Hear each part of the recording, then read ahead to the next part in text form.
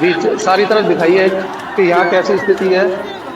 यही वो स्थान है जहाँ पे पूरे लोगों को खदेड़ा गया था।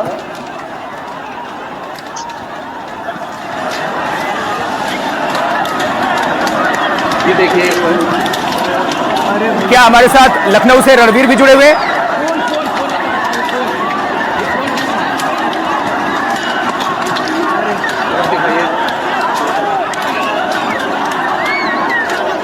आप बने रहिए रणदीप, ये तस्वीरें दर्शकों को दिखा रहे हैं। देखिए सीधी तस्वीरें बरेली से आप देख पा रहे हैं। पुलिस कर्मियों की तादाद देखकर आप अंदाजा लगा सकते हैं मामला काफी संवेदनशील हो चुका था।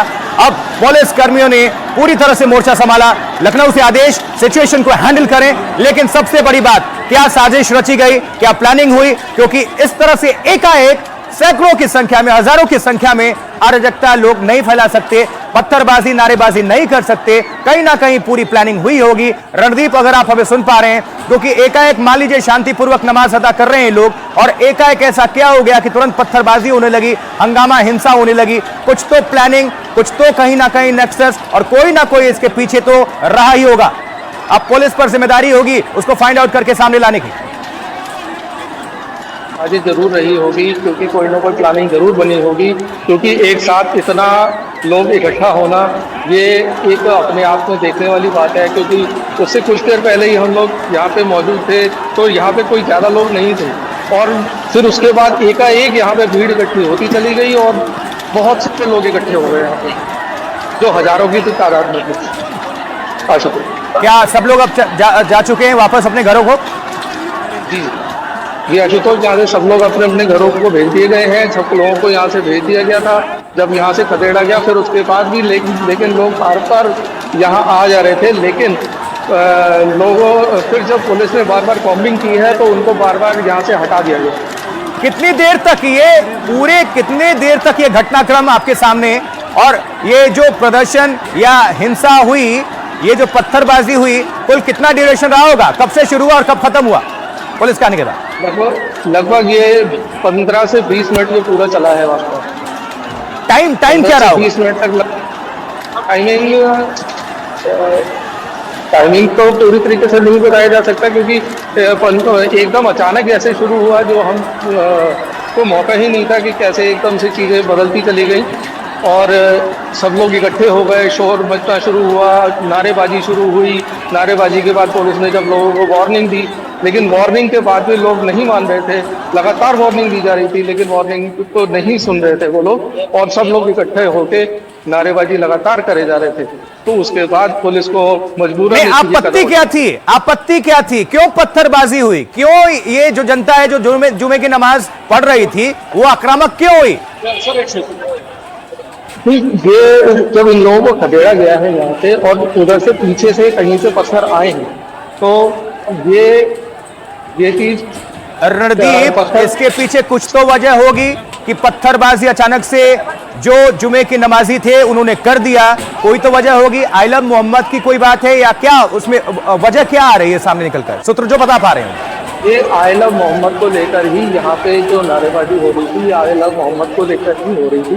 और उसके बाद ये लोगों को मना जब किया गया, तो उसके बाद नहीं जब माने हैं, तो पीछे से कहीं से पत्थर आए हैं और वहाँ के लोगों को भगा दिया गया।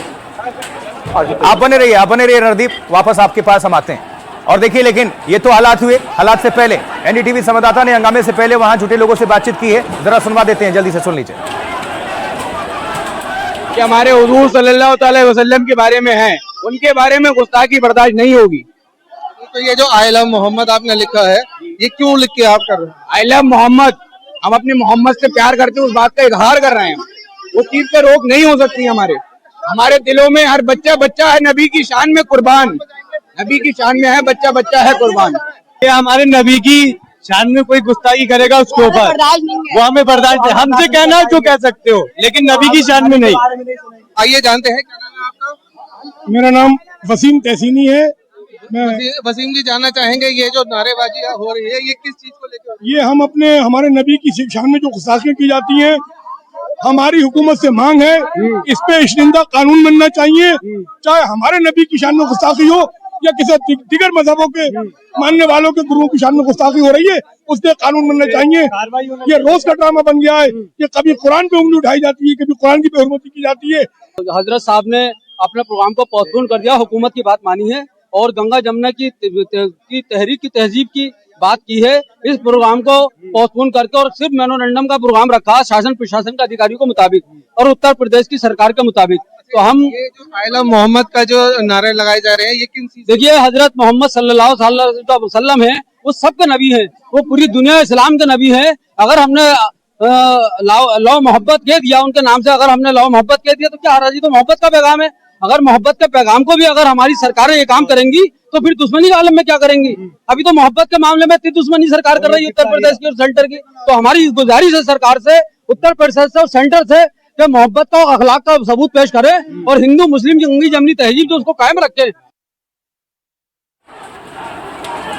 ये देखिए, आप लोग कह रहे हैं ठीक है कि आई लव मोहम्मद हम इजहार करेंगे, लेकिन बड़ा सवाल ये है कि अगर आई लव महादेव भी कहा जाता है तो दूसरा पक्ष भी अपने सेंटिमेंट को इजहार कर रहा है, उस पर भी आपत्ति नहीं होनी चाहिए। फिर ये अभी फिलहाल 4 तस्वीरें आई लव मोहम्मद के नारेबाजी हुई, कोई दिक्कत नहीं है, लेकिन उसकी आड़ में अगर आप हिंसा करते हैं, अराजकता फैलाते हैं, तोड़फोड़ पत्थरबाजी करते हैं, पुलिस वालों को मारते हैं, आम जनता को अगर आप टारगेट करते हैं तो फिर इस पर प्रश्न है।